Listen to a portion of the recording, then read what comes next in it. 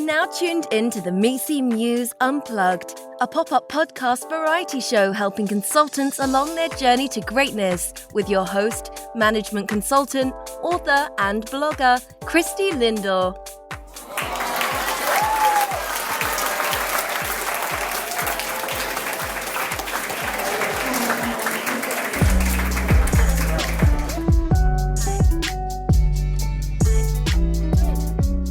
Go-getters, welcome to the Misi Muse Unplugged podcast show. For today's episode, we will be doing a segment that I call Quick Wins. This is actually our first Quick Wins of this pop-up podcast. And with this segment, we look to showcase a product or service that is beneficial for consultants to really consider adding to their toolkit on their journey to greatness. And so with that, I would like to welcome Luis Vasquez of mightyintrovert.com to the show. Hi, Luis. Thank you so much for taking time to join us today on the Misi Muse Unplugged.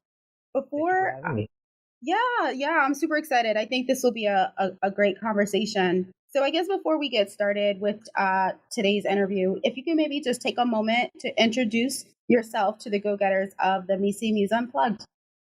Sure. So I teach introverted freelancers and consultants how to sell, and I do that through writing, speaking, and teaching at mightyintrovert.com. I find that's just such a unique kind of place to be in. And, you know, what's interesting, Louis, about that, I'm introverted by nature, and I spent so many years trying not to be introverted because, you know, here in the US specifically and consulting, it seems like the values or characteristics that people tend to weigh or give more credibility towards is those, of folks that are more outward and kind of more extroverted. And so I've built up this, I call it sometimes like a Jekyll and Hyde type of thing, where, you know, I'm at work and I'm able to kind of really flex and become kind of extroverted. And then I go back to my default space. So I remember I came across your website on, I forget, in one of the social media networks, and I was really intrigued by it. So my first question for you is, you know, how did you begin the journey of creating the mightyintrovert.com and the online course that you have? Sure. So since I was a little boy, I was introverted, and most of the things I've done in my life, I've always been able to be introverted. When I started working in the corporate world, specifically in the consultant role, what happened was I slowly started to have to flex that extroverted muscle, as you mentioned. And before I knew it, I was just totally different. Now, I grew up in Mexican culture, so socialization is built into our culture. So I know how to flex an extroverted muscle just as you can. But the thing is, when I wanted to leave the corporate world and I started my own business, I started freelancing and consulting on my own terms. What happened was I went to sell and I was selling like an extrovert. I was really imitating what I thought selling looked like in the corporate world. And in reality, it just mismatched who I was. So there was an inconsistency, and I was failing pretty much, and I sold really crappy projects. It was just not working for me.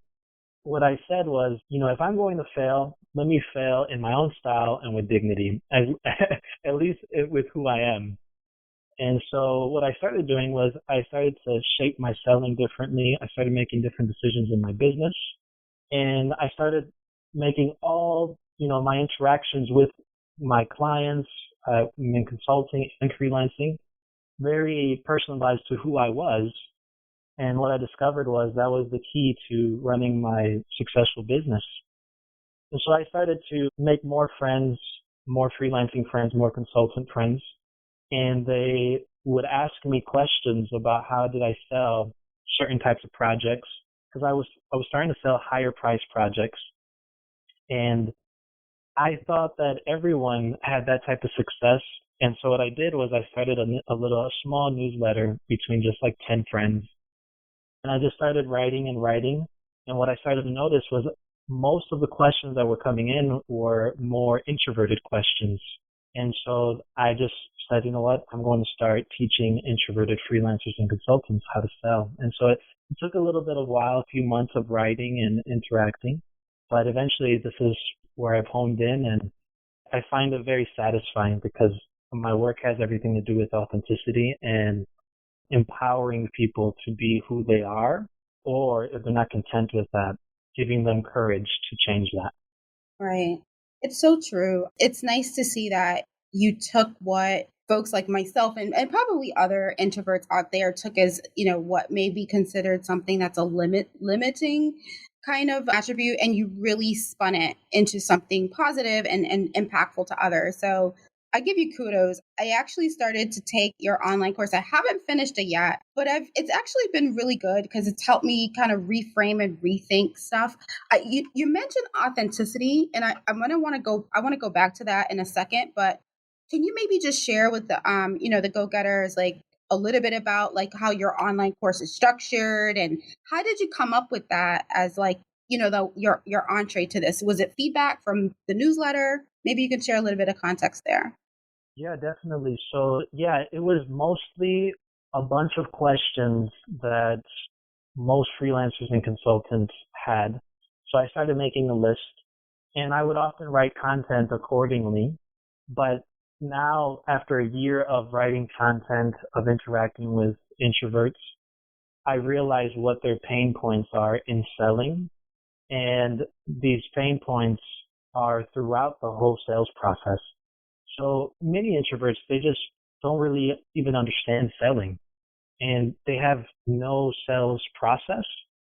And so I structured the course according to the sales process. It's just a 4-step sales process that happens between every business, specifically with consultants and freelancers, that they're just phases where if you were to learn how to think about them from an introverted point of view, that you would know how to make better decisions, because everyone's sales process is differently. The way we persuade people, the way we influence people, it differs from person to person. And so to just learn how to think about every step of that sales process in a way to ask the right questions, and then just to apply the proven principles that you're learning and just tailor it to who you are plus your ideal clients, it just makes you successful in influencing and persuading overall. And so that's how I structured the free course. But this actually was like a high-level course, maybe like a briefer course that's going to lead into an online workshop that I'm creating. And in that online workshop, what it is it's structured from an introvert's perspective, obviously. We're really good at asking questions. We love to ponder on deeper questions and really understand things. So the online workshop is actually structured from 18 questions that if you were to answer these 18 questions, you would become a better salesperson overall, and you would find the necessary information, the critical action plans that you would discover how to improve your sales skills, and without sacrificing your introversion or giving up who you are. That's really, really helpful. And I know that, someone may be hearing this conversation and thinking, oh, it's just an online course for freelancers. I think this is a course that anyone who's an introvert that really wants to, learn how to, I like the word you use, influence, because that's how I see it as, it's not about the hard sell. And as consultants, it's really about how do we influence and, shape and create solutions and offer them to our clients in a way that is authentic. And I think your course does a really nice job. Again, I'm probably about 75% through it, but for what I've seen, it really does a nice job of that. So I think it's interesting, and I'm actually looking forward to the workshop that you have coming out. I think that's great as well. How long is the workshop? So the workshop, I'm structuring it to be a 3 to 4 week workshop, but it's really in depth. And what you'll take away from it is like a proven sales process. Again, there are 18 questions that we'll discuss, and then you'll answer these questions because every answer is different from person to person. And then you'll be structuring this sales process. And so what happens is when you give certain questions enough thought, you actually become a different person because your paradigms are shifting. A lot of people associate their identity with what they do. So, but in reality, what happens is they believe that who they are is because of what they do. But in reality, it's the other way around. They do the things they do because of who they are. And so if you realize that, what happens is we start to become different people when we shift our paradigms, when we grow and understand the world and we perceive it differently. And so the goal is to become that person that intuitively can influence others and feel comfortable doing it in their own skin. And that's what the workshop is about. So at the end, you have a sales process of crafted that's unique for your consultant business or your firm. And you'll be able to execute that sales process in a way that feels natural and authentic to yourself. That sounds great. When is the workshop going to be available? Do you have a launch date yet? Yeah, I'm announcing the launch date in 2 weeks. So in 2 weeks at launch date, I'm hoping to run the first course or the first online workshop sometime in September. That's great. I am so looking forward to that because, like I said, I've almost finished your currently your free online course, and I actually learned a lot about myself. As I mentioned, I spend so much time flexing, so it's nice to see something that I can is a little bit more kind of authentic to me. So I'm really looking forward to the workshop. I think one thing that you've mentioned on another, I think it was an interview you did in the past. I was looking it up online, and you talked about breaking down introversion by culture. And I mentioned I flex a lot, but it's funny when I stay in like my natural state. People tend to think, that I'm antisocial, or I don't want to talk to them, or I may think I'm better than them, and it's like nothing like that. It'd be interesting. I think if you can share with our go getters, like, what did introversion mean to you growing up? Because I think it's such an interesting perspective. Sure. So as I've researched introversion, there are things that are scientific and then there are things that is just perception. And so introversion on a large scale is relative. The story that we tell ourselves about introversion is very relative to our culture and to the people we surround ourselves with. I'm a Mexican introvert. A lot of people will say, you're not an introvert. You're no way. You speak for a living or you do this kind of stuff. I said, well, there's a difference. I'm a Mexican introvert. So I have 5 sisters and 2 brothers. There was not a lot of alone time in my life growing up. So obviously I've developed more extroverted type of muscles. So introversion and extroversion, it's really a spectrum, and we all lie differently within the spectrum. Some of us are more introverted than others, but extroversion, I mean, you can learn how to develop skills that are more outgoing or that fit an extrovert more. And introversion, the same thing. So here in America right now, there's a craze where I think within the last 5-10 years, America finally discovered that if they sat down and stayed quiet for a little bit, that it's actually helpful. And this is why everyone is trying to meditate. This is why yoga is so popular. Right. Because Right. extroverted America finally discovered, hey, if I stop talking and sit down for a little bit and be quiet. But the thing is, if you look at the way they meditate, they start off with like 10 minutes and then they work up to like 20 and then 30 and then sometimes even an hour. But it's a muscle that they're developing, and so we can do the exact same thing. However, with that being said, growing up as a Mexican introvert, when I was a little boy, I would play with kids sporadically, and normally these kids would have to come and prompt me to play with them because I preferred being by myself. When my parents, my family, and my culture saw that I would be by myself, these kids would come and try to play with me. I would play back with them, but once I was bored, I would kind of just separate myself from the group of kids and play by myself again or just be by myself. And, a few minutes later, these kids would come and prompt me to play again with them. So what they perceived was, oh, my son or Luis is just a natural leader. He just has more alpha traits just naturally. And so they never associated my introversion with being passive, with being weak or antisocial. Instead, they told me the story indirectly. They never said it directly, but indirectly, they treated me as more of a leader, as more of a dominant personality type. And so I grew up with that story in my head. Now, that's very different from American culture. Right. Today's episode is brought to you on behalf of the Misi Muse, 100 plus selected practices, unwritten rules and habits of great consultants, a book by Christy Lindor. Written in the voice of a mentor, the Misi Muse provides insights on the unwritten rules of great consultants, a perfect read for new or aspiring consultants. Christy dives into her 15 plus years of consulting experience while sharing interviews and anecdotes from over 50 consulting partners and leaders that represents thought leadership from 80% of the top 10 consulting firms in the world. Pre-sale begins shortly. Sign up at www.misimuse.com. American culture, they tell this story indirectly or even directly sometimes that introverts are passive, that they're antisocial, that they're weak. They're the weaker personality type. Now that's, I'll tell you a story that I've told a few times since last month. I was at this conference in Boise, Idaho, and they had this closing party.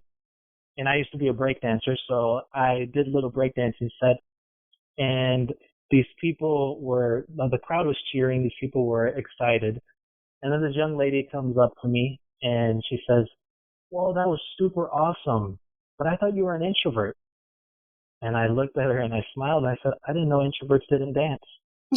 And she realized, what she had said, this assumption, this myth. And so the thing is, that was a moment where someone was indirectly trying to tell me a story about introversion. And if you don't understand your introversion, if you don't understand who you are, you run the risk of that indirect story affecting and influencing all of the decisions in your life. Because when you do want to go do something such as dance, because it's what feels natural at the moment, and someone tells you, "I thought you were an introvert," you can easily start to question your identity. Or you can easily start to say, "Oh, well, that's not something I do, so maybe I wasn't dancing right." Was I dancing awkward? Right. And so to understand who you are is just very important. And you have the power to tell your story or to perceive introversion as a story. Scientifically, introversion is just about how stimulated we feel by our environment. So introverts, we are just more sensitive to environments. We're sensitive to noises. We're sensitive to interaction. It drains our energy a lot quicker than an extrovert. They're not as stimulated as we are. So that's why they're always outgoing. They're trying to find that stimulation balance that we naturally get even just by being by ourselves. And so we recharge when we're by ourselves because it doesn't take a lot to stimulate us versus an extrovert needs to be in that constant interaction to be able to recharge. And so that's pretty much scientifically what introversion is. But these characteristics are like, we don't dance, we don't know how to talk, we stutter, we're passive. There's extroverts who are insecure, there are extroverts who are passive, there are extroverts who stutter. So, just to tell yourself the bright story is just very empowering. Right. And thank you for sharing that story of growing up and the culture, and everything you just said is just so on point. And, I think about the newbie consultant or, someone straight out of school that may be introverted. And I remember when I was, coming up, I always was like, everyone, they want to be very outward and open. And I wasn't like that. And, whether it was perceived or not, I felt like that may have impacted my career in the beginning. And so I really made sure I built that flex muscle. But what I really like about your mission and what you're doing is really about, instead of, yes, it's, I think it's fine to flex, but I think it's also like, how can you embrace kind of how you just are and leverage, kind of operate from that vantage point as opposed to, flexing as much as you may think you need to do and not creating that indirect story.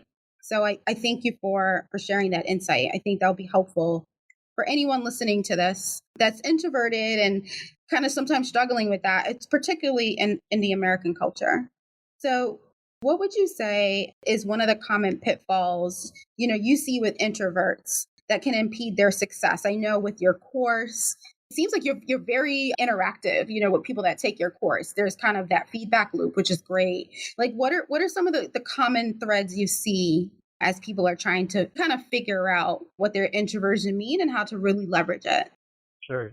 The most common pitfall that I see, and probably the most important one to address, whether an introvert wants to admit it or not, is a lack of confidence.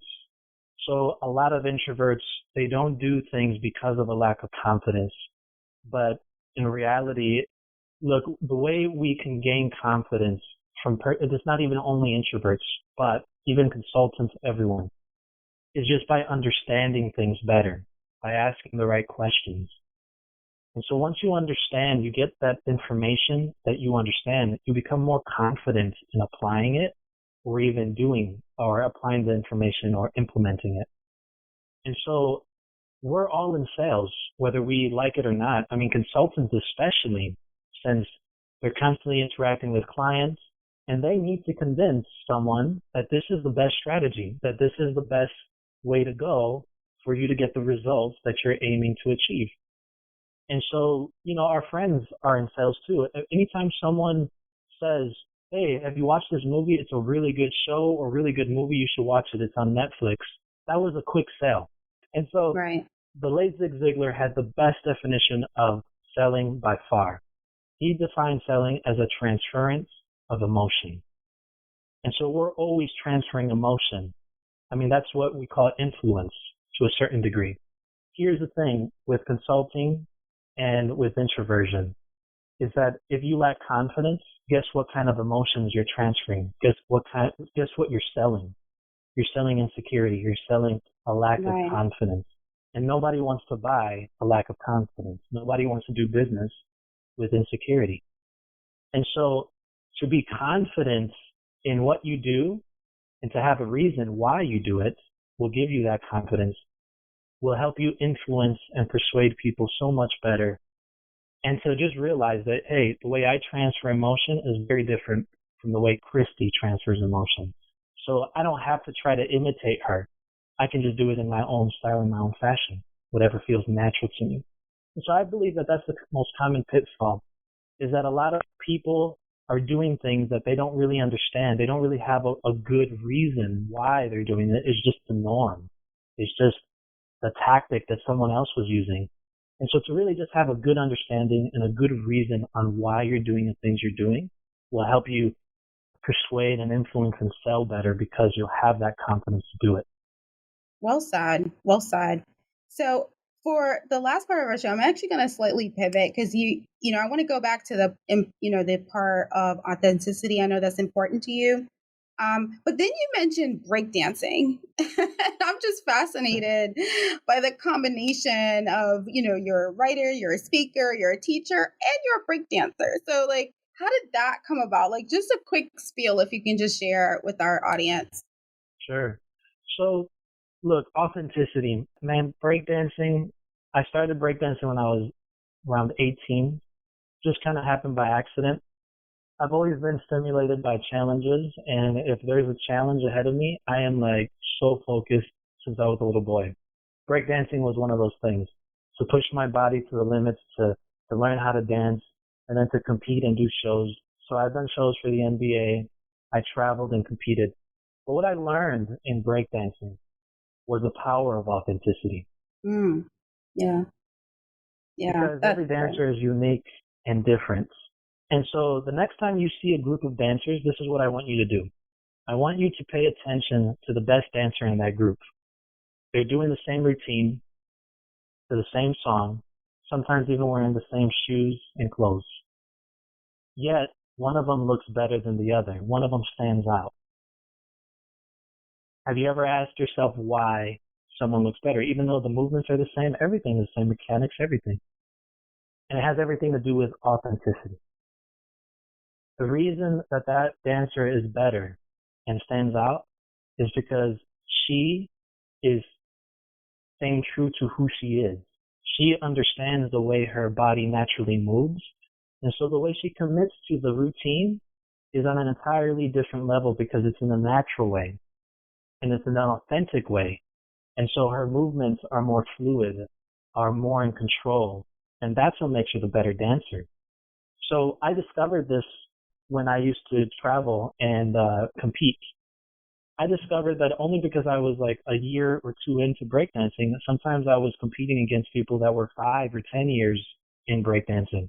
They had better moves, they had better skills, just more experience overall.